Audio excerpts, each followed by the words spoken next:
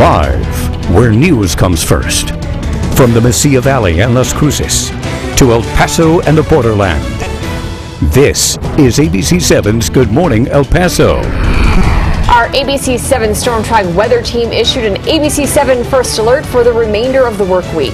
And here's a live shot outside from our ABC7 downtown camera right on top of the Chase building. It is dark out there, but we can tell you that rain has hit the borderland. It's confirmed. Yes, and we have seen some light showers in the area throughout the week, but nothing like what the next few days could bring.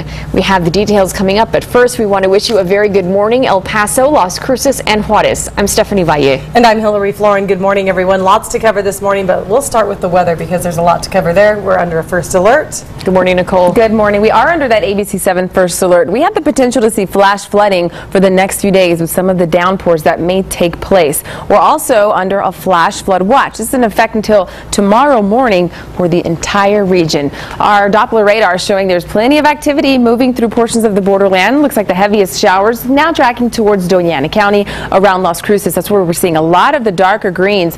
Mesilla along I-25. So if you're headed out right now, you'll definitely need to give yourself some time to get to where you're going because it is slick out there. Notice out towards the west, we've got another cluster of showers. Looks like it's headed towards Doña Ana. As we throw on this tracker here, this showing that we will continue to see rain around 6:35 for Las Cruces. So if you live around West Picacho, we've got a lot of the dark greens popping up here.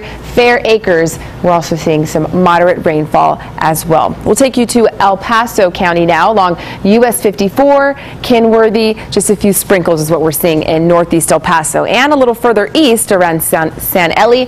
Those lighter greens that you're seeing more than likely evaporating. The darker green, that's what we're actually seeing fall. So just give yourself enough time as you head out this morning. We do have the possibility of scattered showers and thunderstorms in the forecast, but coming up at 6:07 with your weather and traffic on the 7s, we're going to continue to move through the area and track some of these showers. Stephanie? Okay, Nicole, thank you. And now our top story. El Paso police are investigating a murder. Police were called out to the 200 block of Lisbon Monday night, where a neighbor found a body inside an apartment. The victim is identified as 36-year-old Eric Tijerina, but neighbors say Tijerina went by Erica. Police would not give us any details about how he died, but his family has started a GoFundMe account for the funeral. We have it listed under the story on our website, KVIA.com. Happening today, the trial continues for the man accused of murder. Prosecutors say Adrian Garcia killed his girlfriend, 15-year-old Alejandra Arango, in 2013 when he was 18. But the defense is trying to cast doubt upon the testimony of the medical examiner.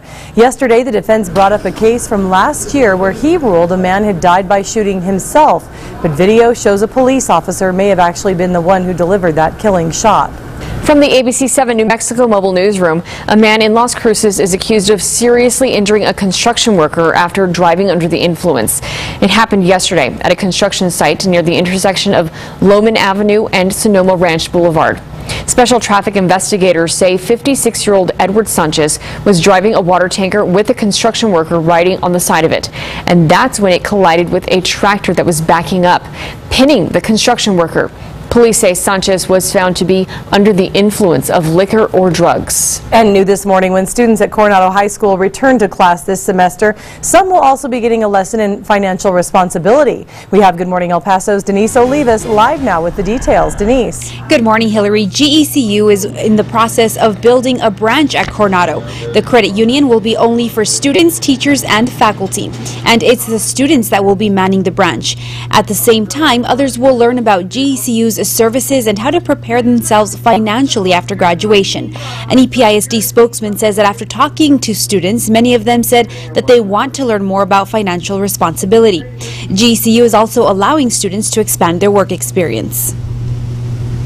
The GCU has offered to employ about 18 students that will be working there throughout the day. They will be trained. There will also be opportunities for them to go work at any of the other branches during the weekend, for example. And the building and construction of the GCU branch will be at no cost to EPISD. It's expected to be up and running this semester. Back to you. Okay, Denise, thank you. Both candidates hitting the campaign trail hard, yet Trump's eyebrow-raising comments in North Carolina have him on damage control once again, as new polls show him slipping in key battleground states. ABC's Maggie Rulli has this story. It's your voice, your vote.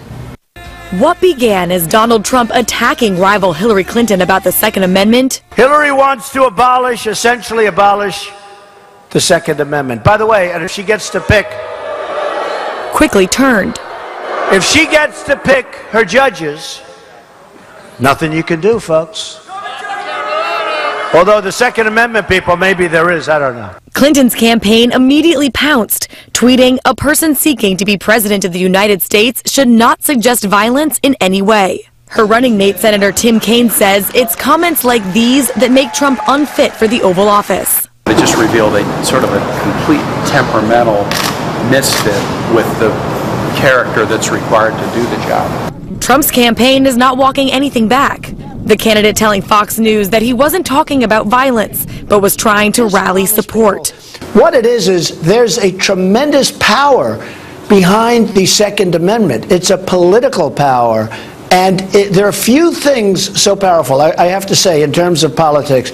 The NRA is defending his comments and, like Trump, also warns of a Clinton Supreme Court nominee. Donald Trump is right. If Hillary Clinton gets to pick her anti-Second Amendment Supreme Court judges, there's nothing we can do. Clinton says she supports some new restrictions on gun ownership, but does not want to overturn the Second Amendment. It's another Trump controversy at a time when he needs it the least. New polls show Clinton up in several key swing states with a slight lead in Ohio and a significant lead in Pennsylvania. Maggie Rulli, ABC News, Washington. Hillary Clinton's campaign is facing questions about one of the attendees at its Florida rally on Monday. The father of the Orlando gay nightclub shooter was spotted just behind the candidate during her event. During her speech, Clinton expressed support for the survivors of the attack and the loved ones of those killed. Omar Mateen's father spoke to the media after the event, and we'll have more on that during the second half hour of Good Morning El Paso. And now at 6:07, time for weather and traffic on the 7s. And Nicole's busy in the weather lab because we're under a first alert expecting some rain. That's right, Stephanie and Hillary currently tracking some showers and storms on Doppler radar. We're going to take you up to Doña Ana as we throw on this tracker here to this cluster of showers that are now tracking towards the west. It shows Las Cruces. You'll be seeing rain around 7:09. If this holds together, Boyd, 7:43 is when you could see showers. We're going to zoom in just a little bit tighter here. You can see where the darker greens are. That's where the heaviest rainfall is taking place. So if you're headed around the area of Motel Boulevard, be prepared for some slick roadways. Flash flood watch is in effect for the entire region. Flash flood watch basically just means that we're keeping an eye on the area. Once that warning is issued, it's imminent. It's happening. We'll take you down to El Paso County where you can see some sprinkles around San Eli. Looks like the heaviest showers now tracking through Faven. So we're definitely seeing plenty of activity this morning, which will only continue this afternoon. We have that chance for widespread scattered showers and thunderstorms. But the reason for the first alert, the potential for flash flooding for the next few days. Coming up in your full forecast, we're going to take a look at the latest future track computer model, talk about those rain chances, get you out the door with those current temperatures, courtesy of our ABC7 WeatherNet sites, and I'll let you know what you need. That's all coming up. Mauricio?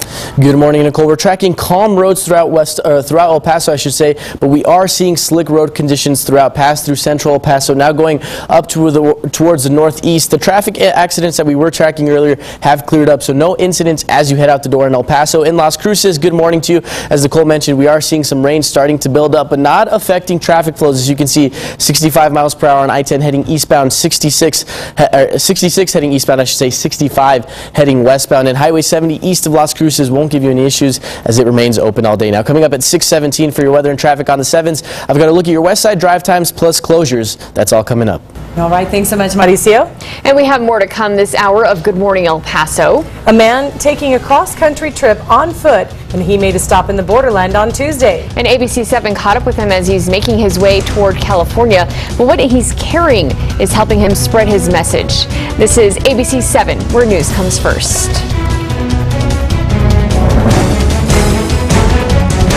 Bob starts his day with a delicious Jimmy Dean breakfast sandwich. The real eggs, sausage, and cheese fill him up with goodness. So he gives his umbrella to Nancy, which makes Hank smile, which makes everyone's ride better. With Jimmy Dean, good mornings lead to great days. You get used to sweaty odors in your car. You think it smells fine, but your passengers smell this. Eliminate odors you've gone nose blind to for up to 30 days with the Febreze car